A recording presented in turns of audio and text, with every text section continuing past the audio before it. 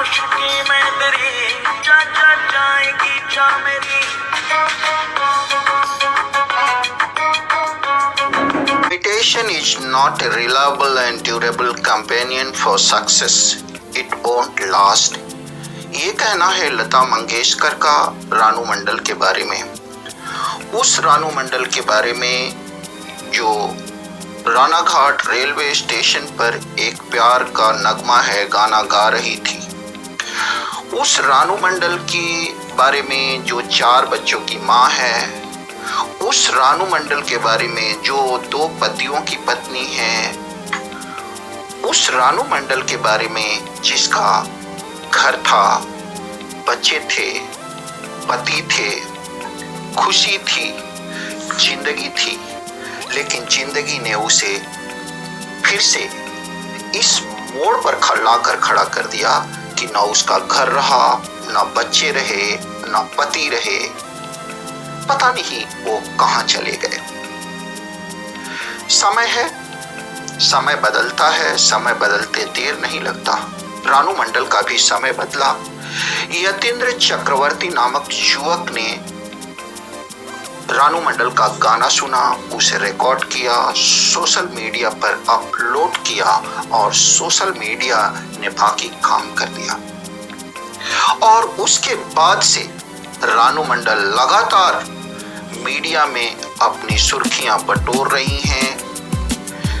सिर्फ इसलिए नहीं कि वह रेलवे स्टेशन पर भीख मांगती थी, बल्कि इसलिए कि अब वह गायिका बन चुकी हैं।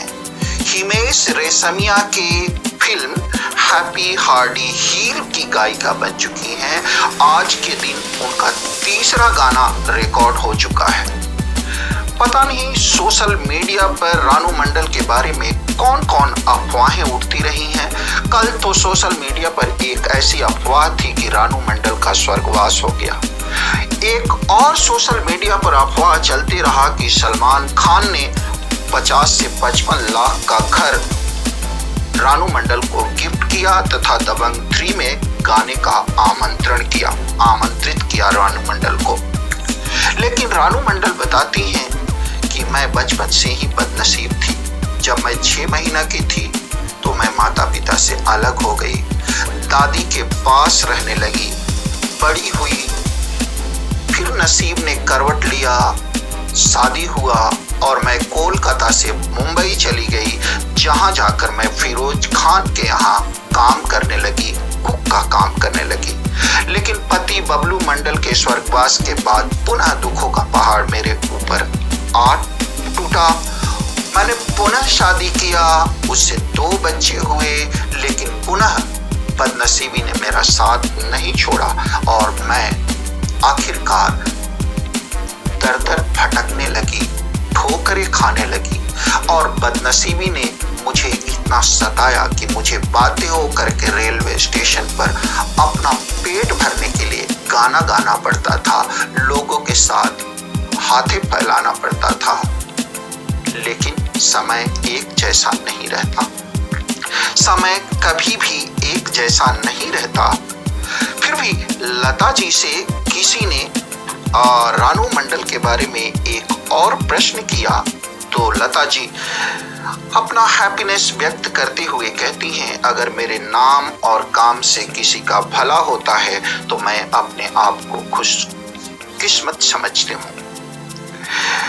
लता जी से आगे भविष्य के गायकों के बारे में प्रश्न करने पर वो बताती हैं कि टेलीविजन पर चल रहे म्यूजिक शोज पर अपनी चिंता व्यक्त करते हुए लता जी कहती हैं, बहुत सारे बच्चे मेरे गानों को बहुत ही सुंदरता से गाते हैं, लेकिन उनमें से कितनों को लोग याद रखते हैं। मैं तो सिर्फ सुनिधि चौहान और श्रेया घोषाल को जानती हूँ। सही बात है, अगर आपके मेरे काम में मौलिकता नहीं है तो हमें पहचान नहीं मिलेगी। पहचान और प्रगति के लिए हमारे काम में मौलिकता होना चाहिए। बिना मौलिकता के इस दुनिया में हम पीछे होते चले जाएंगे और हमारा अपना कोई वजूद और पहचान नहीं रह पाएगा। इसलिए लता जी भविष्य के गायकों को सुझाव देते हुए कहती हैं, be original.